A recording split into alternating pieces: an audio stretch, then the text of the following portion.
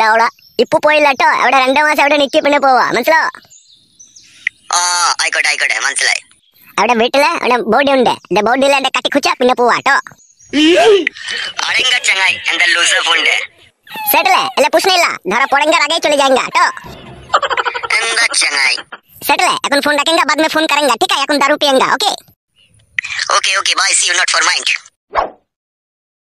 हे boy लाउडा কিছু বুঝলি মালয়াম ভাষা नहीं বুঝতে পারেন রে দোস্ত মানে বুঝতে পারিস নি তাই তো হ্যাঁ বাড়া লাউডা কেরালা যাবি তবে তো বুঝতে পারবি আরে ফাটা বন্ধু তুই কেরালায় কিসে কাজ করিস কংক্রিট পানি সেটা আবার কি কাজের বন্ধু মানে হচ্ছে লাউডা মেশিনে করে ঢালাই মাকায়েঙ্গা আর আমরা র‍্যাম ভেঙে ছাদের উপরে মাল ফেলেঙ্গা কি জানি বড়া কি কাজ কিছু বুঝতেও পারলাম না অত তোকে বুঝতে হবে না লে ধরবে কালো খাসি উস্তাদ তুমি এখন আমাকে সেই কালো খাসি বলে ডাকছো ওই নামটা পাল্টে দিলে হতো না উস্তাদ কেলা এই নাম এখন পাল্টাবো না তোর বিয়ে হোক বিয়ের পরে পাল্টাবো ওই নামটা লে লে লে মার মার মার প্যাক মার ও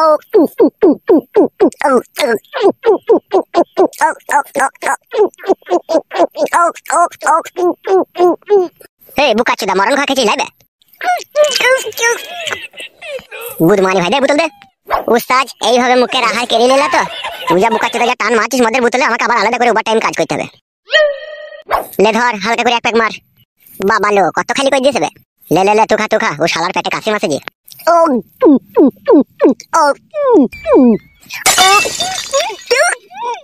এই গুড মর্নিং ভাই এইভাবে মদ ঘর থেকে মরা মুরগি খাকা শালা এত ভয় লেগে থাকে তুই যদি ও দেখ গুড মর্নিং মদে উস্তাদ তুমি কত পুরনো বন্ধু আর আজকে এক বোতল মদ কিনে আনলা কেরালা থেকে 1 বছর পর বাড়ি এসে আবার মদটা না খেতে খেতে আবার কেটে নিছো কেলা চুদারে নাঙের ভুয়ে ধান তো তাই পাজা পাজান একবার চ আমার সাথে ঢালাই বগা তবে বুঝতে পারবি কি বুঝতে পারবো ঢালাই বাবার সময় যে পরনে যে জাঙ্গিয়াটা থাকে না ওই জাঙ্গিয়াটাকে খুলে আবার নিচুরে মেলে মুখ মুছতে হবে এত গাড় ঘেমে যাবে তাই নাকি উস্তাদ হ্যালো ও মালটা কার কাছ থেকে এনেছিলে বে অলকা সুন্দরীর কাছে অলকা মাগিয়ে কোনো মাল বেচে আগে তো অলকার কাছে চুল্লু পাওয়া যেত এখন আবার ইংলিশে পাওয়া যায় তাই নাকি ভোদা হ্যাঁ উস্তাদ শুনলা ওরা আমার এক জায়গায় কাজ আছে ঠিক আছে তোরা বসে থাকবি তো থাক হ্যাঁ সন্ধে লাগার আগে আমি চলে আসবো তোদের আবার মাল খাবো কোথায় যাবা তুমি অত জানতে হবে না ঠিক আছে বসে থাকবি তো থাক আর না থাকবি তো বাড়ি চলে যাবে চললাম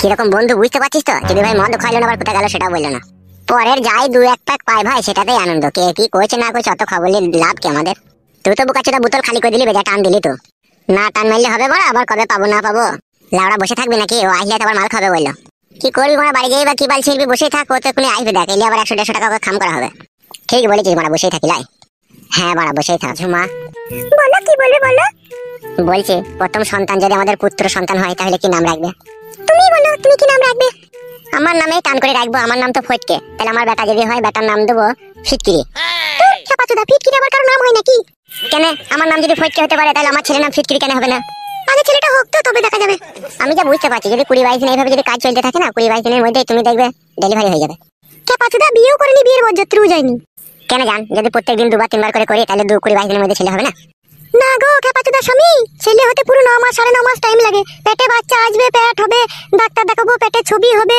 পেটের ভিতরে বাচ্চা কি করছে ছেলে হবে না মেয়ে হবে সমস্ত ডাক্তার দেখিয়ে তারপরে হসপিটালে গিয়ে হয় সিজার করতে হবে না হলে নরমালে বাচ্চা হবে এত সহজেই বাচ্চা হয়ে যাবে নাকি তাই নাকি মা ছেলে নিয়েও তাহলে অনেক ঝামেলা তো সব জিনিসই ঝামেলা আছে গো আমি তো মনে করছি বইয়ের কাছে শুলে খেটে পেটে বাচ্চা চলে আসবে আর পেট মোটা হয়ে যাবে আর কদিন পরে পকাম করে বেরিয়ে পড়বে বিরক্তি লাগছে তো আমার ওইভাবে হয় না তুমি তো আমার থেকে ভালো জানবা কারণ তোমার আগে একবার আগে বিয়ে হয়েছিল না সবই তো জানা আছে তোমার বলো বাল আবার সেই পুরনো কথা তুলছো ভুল হয়ে গেছে জান আর কোনোদিনও বলবো না আমার জীবনে যে ঝড় যে তুফান গিয়েছে তা আমি তোমাকে পেয়ে ভুলে গেছি ওই সমস্ত কথাগুলো আর আমাকে মনে করিয়ে দিও না ওইসব কথাগুলো মনে পড়লে আমার বুকের ভিতরে অনেক কষ্ট হয় আর বলবো না শোনা আমার ভুল হয়ে গেছে মন খারাপ করো না জান তুমি আমার পুরনো অতীতকে ভালোবাসা দিয়ে সবকিছু ভুলিয়ে দিয়েছো আমি আর ওই সমস্ত জিনিস কোনোদিনও মনে করে আর কষ্ট পেতে চাই না ফটকে ওগো আমার মনের খাঁচার ময়না পাখি আমার অজান্তিতে যদি তুমি কোনো দুঃখ পেয়ে থাকো তাহলে আমি তোমার কাছে ক্ষমা চাইছি জান তুমি আমার সমস্ত দুঃখ কষ্ট যন্ত্রণা মুছে দিয়েছো তোমাকে নিয়ে যে স্বপ্ন আমি দেখেছি সেই স্বপ্ন যদি আমার মনে প্রাণে যদি পূরণ হয় আমি নিমতলাতে গিয়ে জোড়া পাটা বলি দেবো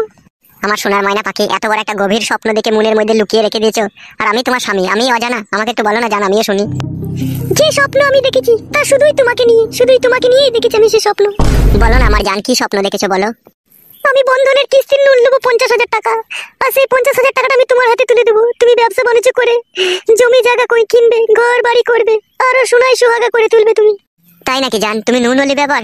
যদি নুনের টাকা না লি তাহলে কে আমাদেরকে 50,000 টাকা ধার দেবে বলো? সে তো বটে জান, যদি নুনের টাকা না লি তাহলে কে আমাদেরকে টাকা দেবে? এখন যা দুনিয়ার পরিস্থিতি, একটা বিড়ি দেওয়ার কেউ লোক নাই। তুমি শোনো, হ্যাঁ জান বলো। যারা কিস্তির টাকা পয়সা দেয়, ঠিক আছে, তাদের সাথে যোগাযোগ করে তুমি তাদেরকে একবার বাড়িতে ডেকে আনবে, ঠিক আছে? বেশ জান, ঠিক আছে, তাই হবে। তোমার কথা শুনে আমি ডেকে আনবো। শোনো ঝুমা, আমি স্যারকে তো ডেকে আনবো, তুমি এক কাজ করো, তুমি এই বাবার যে বেগুন গাছগুলো নাই ওগুলাতে একটু জল দিয়ে রেখে দাও, ঠিক আছে? আমি ক্লাব থেকে একটু ঘুরে আসি। আচ্ছা ঠিক আছে, যাও, রাত করবে না, তাড়াতাড়ি ফিরবে। ঠিক আছে আমার সোনা, আমি তাড়াতাড়ি ফিরবো।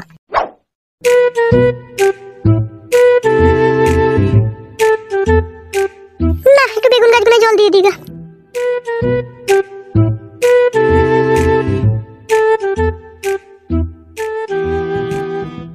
কাকা নাই কো বাড়িতে? কে আপনি?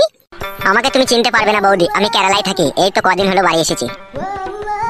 ও আচ্ছা, তা তুমি তোমার কাকাকে খুঁজতে এসেছো না তোমার দাদাকে খুঁজতে এসেছো?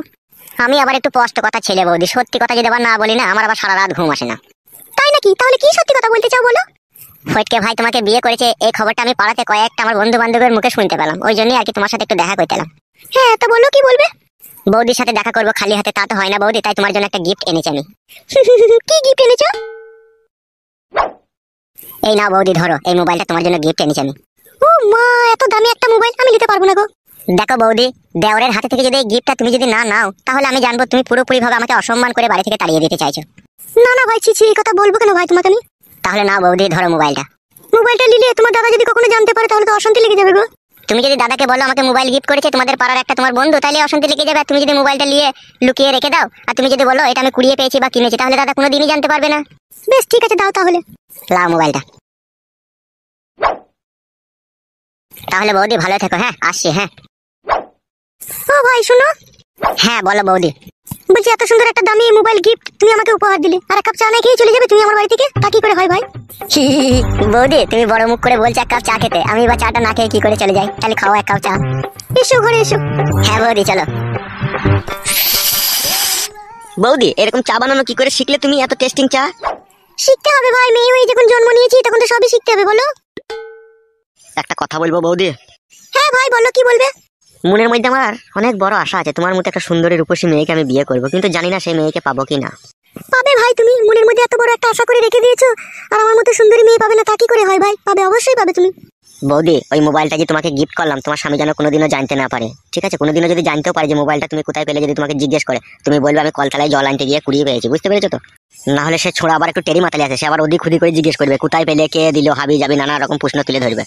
মোবাইলের জন্য তুমি টেনশন করো না, আমি কোনোদিনও জানতেই দেবো না। আমি বলবো কলতলাতে কুড়িয়ে পেয়েছি, আর আমার একটা মোবাইল নেওয়ার কতদিনের স্বপ্ন ছিল, আমি ফেসবুকে গান শুনবো। ফেসবুকে গান হয় না বৌদি, গান হয় ইউটিউবে। ওই ইউটিউব দেখবে একটা লাল রঙের আছে, ওই লালটায় ক্লিক করলে তুমি গান বেরিয়ে যাবে, মুখে বলবে যে গান চাবে সেই গানই পেয়ে যাবে। যদি আমি ওই লালটাতে টিপে যদি মুখে বলি যে তুমি সাগর জলের মাঝে ভাসিয়ে দিলে, ওই গানটা বেরোবে? শুধু সাগর জলের মাঝে ভাসিয়ে দিলে বৌদি কি গো, ওখানকার মধ্যে তুমি ক্লিক করলে মুখে যা বলবে, সমুদ্রের গভীরে থাকা মাছও তুমি দেখতে পাবে। বেশ ভাই, আগে তো কোনোদিনও মোবাইল চালাইনি, আমি তো জানি না যে এইসব হয়। আর আমার নাম্বার সেভ করা আছে, ঠিক আছে? লাস্টে 45। আমি যদি কখনো ফোন করি তুলবে, হ্যাঁ বৌদি? ঠিক আছে ভাই, আমি তুলবো, তোমার ফোন তুলবো। তুমি মোবাইল দিলে তোমার ফোন তুলবো না, তা কি করে হয় ভাই? তাহলে বৌদি এখন আমি আসছি, ঠিক আছে? ওর চার্জারটা আনা হয়নি, কালকে বইকালে এসে আমি তোমাকে চার্জারটা এসে দিয়ে যাবো, হ্যাঁ বৌদি? আচ্ছা ঠিক আছে, তাই দিও। আর তুমি যখন আসবে ওই 5টার পরে আসবে। 5টার পরে আসলে তোমার কাকাও থাকে না, তোমার দাদাও থাকে না বাড়িতে, ওই সময় এসে তুমি চার্জারটা দিয়ে যাবে।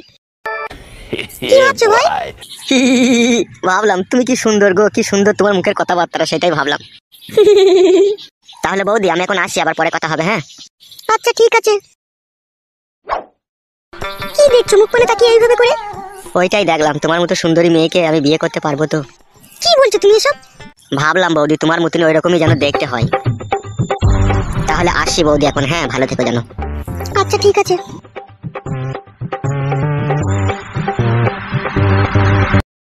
ওহ কি সুন্দর এই মোবাইলটা, আমি খুব যত্ন করে রেখে দেবো এই মোবাইলটাকে, আমি কাউকে দেবো না। কি ব্যাপার, সন্ধ্যা লাগতে চললো, ও এখনো বাড়ি এলো না কেন?